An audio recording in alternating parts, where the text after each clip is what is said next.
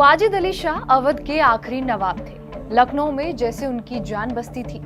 30 जुलाई 1822 को फरहत बख्श पैलेस में जन्मे वाजिद अली शाह हिंदुस्तान के बाकी नवाबों से काफी अलग थे। उनकी कहानी अलग थी और शासन का उनका तरीका भी एकदम अलग था।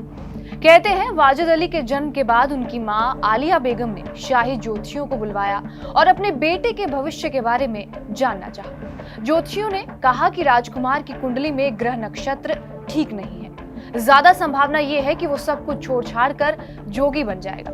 ज्योतिषियों ने इसकी काट भी बताई। कहा कि अगर राजकुमार अपने हर जन्मदिन पर जोगी का वेश धरे और गेरुआ कपड़ा पहने तो ग्रह नक्षत्र बदल सकता है। सुदीप्ता मिश्रा अपनी किताब अ नवाब एंड अ बेगम में लिखती हैं, आलिया बेगम ने छठी के मौके पर भी वाजिद अली को बिल्कुल जोगियों जैसा कपड़ा पहनाया। उसके बाद वो हर जन्मदिन पर जोगियों की तरह गेरुआ कपड़ा पहनते रहे।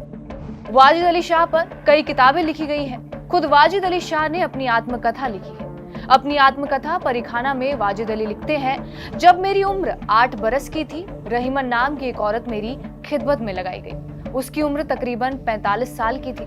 एक दिन जब मैं सो रहा था, उसने मुझ पर काबू पा लिया, दबोच लिया और मुझे छेड़ने लगी।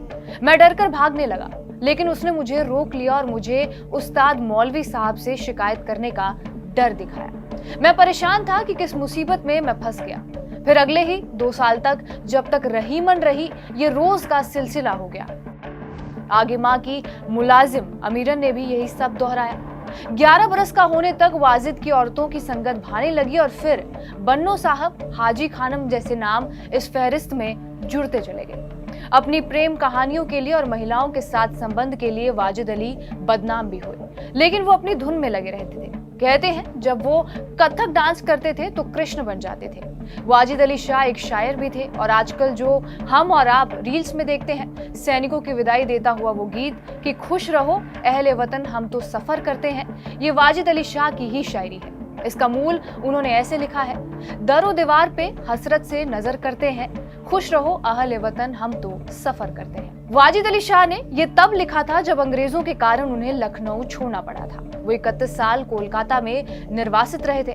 कई इतिहासकार ये मानते हैं कि वो ना होते तो लखनऊ को उसकी नजाकत, नफासत नसीब ना होती और ना ही लखनऊ के अदब और उसकी तहजीब की चर्चा पूरी दुनिया में होती। बहरहाल, आपका इस वीडियो पर क्या कुछ कहना है, हमें कमेंट बॉक्स में जरूर बताएं। बाकी देश और दुनिया की तमाम बड़ी खबरों के लिए बने रहे हमारे साथ TV9 डिजिटल पर।